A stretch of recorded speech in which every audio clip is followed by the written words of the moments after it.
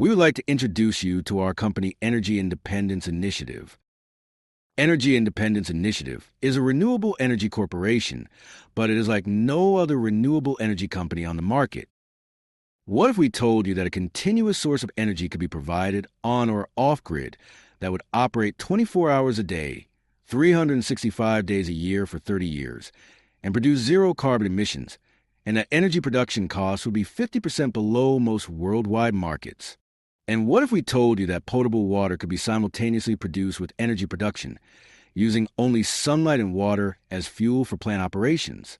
And what if we told you that we have the patents on such a system, and it is referred to as a hydrogen cycle? Would you be interested? Here's an overview of the plant. Our power plants are a hybrid, consisting of solar production during the day and the use of stored hydrogen, burned in generators at night, to complete the 24-hour cycle, referred to as a solar hydrogen cycle. We use a dual-axis solar tracking system that produces 45% to 50% more energy than fixed-tilt solar systems with 50% less land usage. The energy from the solar field is split between the grid and the hydrogen manufacturing facility. The hydrogen that is produced is stored for nighttime energy production and periods when the solar field is dormant due to inclement weather. Let's break down the production process. The process begins with a solar array that produces enough power to satisfy the community power requirements during the day and power to produce hydrogen for nighttime energy production. Power from the solar array is sent to the control room where it is monitored, and an automated control system distributes the power to the grid for commercial use and to the hydrogen production plant. All elements within the plant have sensors that feed information to the microprocessors, which in turn use that information with the custom programming to control all plant functions through a series of relays controlled by the processors.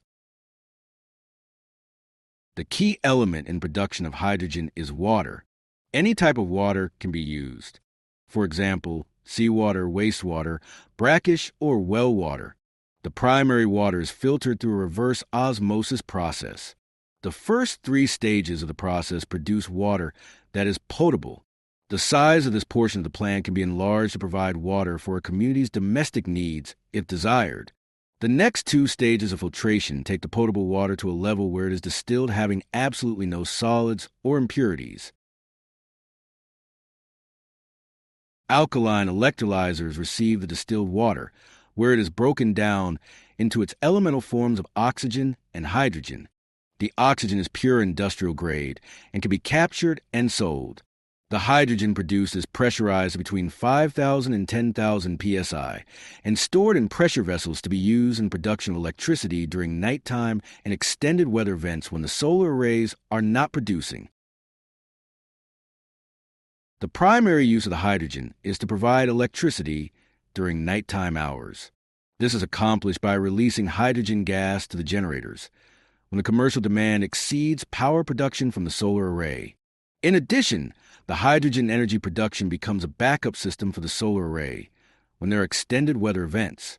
Each plant is designed with sufficient hydrogen storage based on historic weather events to provide uninterrupted power to the grid when those events occur. The generator units consist of 3 types of engines connected to a dynamo. In small installations, an internal combustion engine, much like a small automotive engine, is used. In medium to large-size plants, diesel engines can be used, and if necessary, multiple units in series can be added to meet the demand. In very large plants, turbine generators with cogen Rankine cycle generators are used to increase efficiency by 25%. The result of combustion of hydrogen creates heat and water vapor, better known as steam. The exhaust from all 3 types of engines is directed through a condenser, where the exhaust is condensed into its previous state of water. The water is then collected and returned to the electrolyzers, where it is separated again into oxygen and hydrogen, completing the cycle.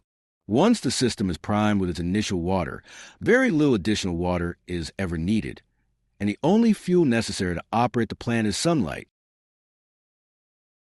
Our plants are scalable, from a small 200 kilowatt-hour facility to large utility-scale facilities of 200 megawatts and larger.